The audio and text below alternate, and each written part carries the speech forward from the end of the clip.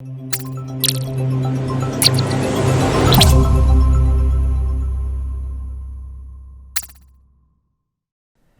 back. In our final module of Topic 2, we want to look at a number of non-profit social enterprises. These include charities and different forms of non-government organizations, or NGOs. So let's dive right in.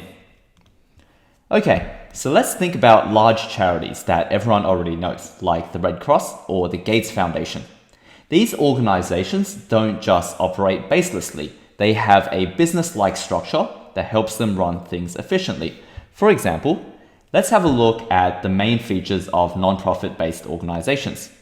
As expected, non-profit organizations don't aim to make any profits at all. These businesses are also social enterprises, where the main aim is a social purpose, but the key difference from for-profit social enterprises is that charities and non-government organizations don't aim to make a profit in their business model whatsoever.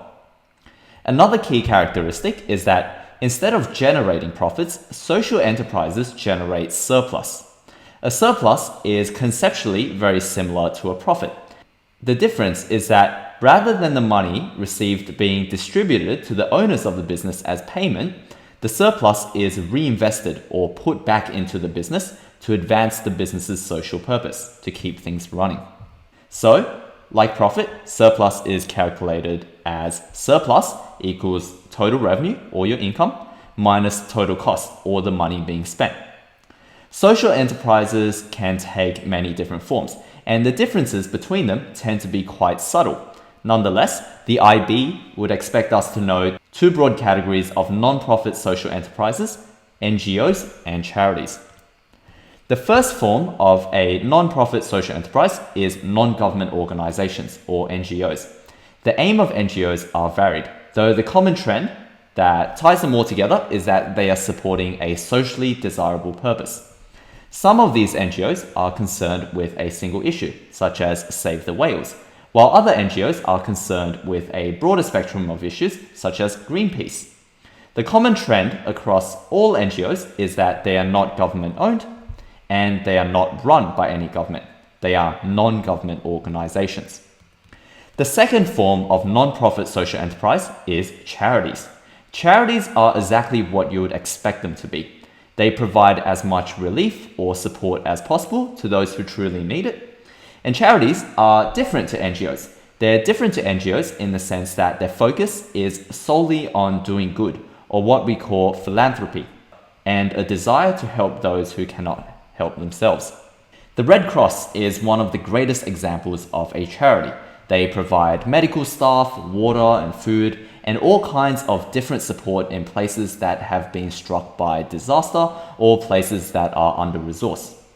Charities don't have to be politically neutral either. For example, some charities may have certain political preferences, such as the many Catholic charities in the USA. However, like NGOs, the idea is that the charities are not run by any government, and they operate in the private sector of the economy.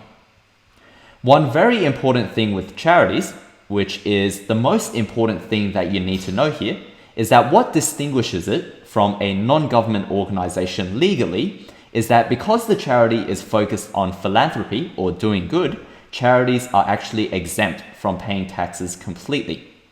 Other NGOs, such as Save the Whales, like every other business, are not exempt from paying taxes.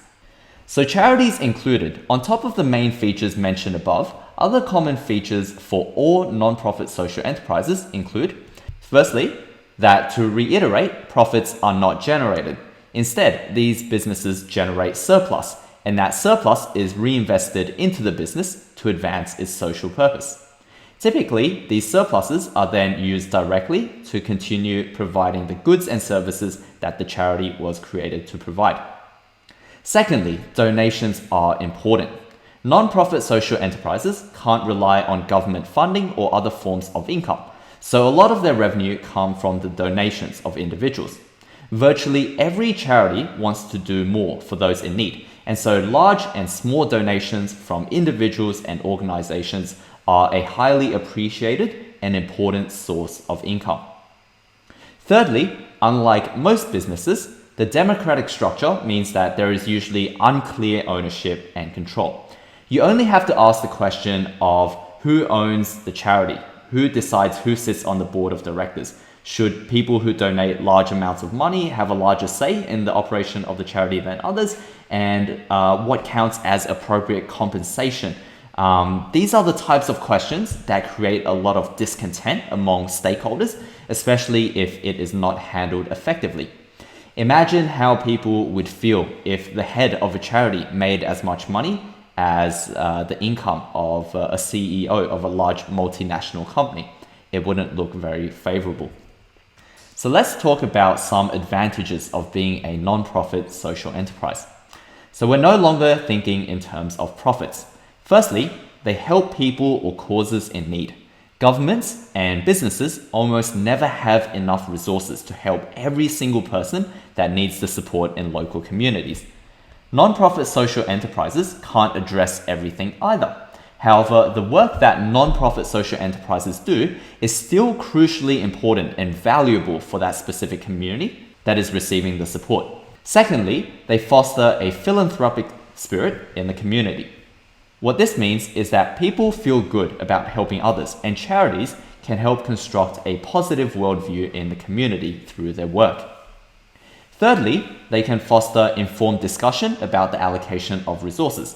Again, governments and businesses typically aren't able to solve all the problems in a local community, but the actions of non-profit social enterprises can collect better information about the local and distant problems that are occurring locally. And with better information, it means that governments and organizations can carry out informed decision-making. Finally, they can innovate.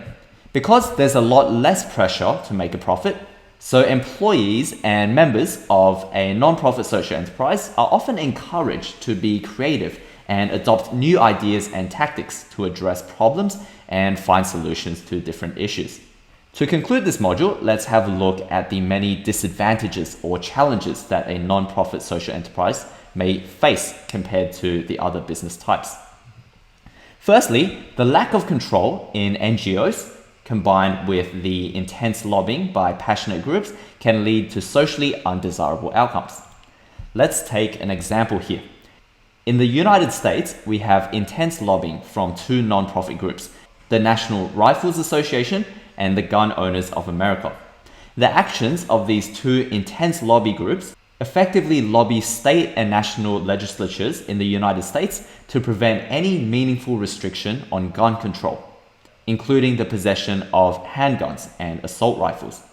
Now, before we get into a debate on this, because there are fair justifications from both sides, let's take a step back and consider that gun ownership and gun-related deaths are far higher in the United States than any other industrial country. This is just one example on how intense lobbying from a non-government organization can lead to socially questionable outcomes. Secondly, employees of non-profit social enterprises have a passion, but this passion or zeal can sometimes ill-serve the organization and its cause or purpose. For example, at some point, we once saw Greenpeace employees take direct action by acting as pirates and boarding whaling ships to prevent whale farming. This is not only illegal, but it can also lead to a loss of support or trust for the organization or business. Thirdly, tying that with the issues of donations, funding can be irregular for non-profit social enterprises. Non-profit social enterprises and charities especially rely on regular donations, which can become a problem in an economic recession where everyone is just trying to keep their heads above water and no one can afford to spend money, let alone donate to a charity. So that concludes this module and topic 2 on the different types of business organizations. In our next topic, we'll be looking at organizational objectives, exploring new concepts such as corporate social responsibility, vision and mission statements, SWOT analyses, the Ansoff matrix, and other key aspects in defining an organization's objective or purpose. See you then.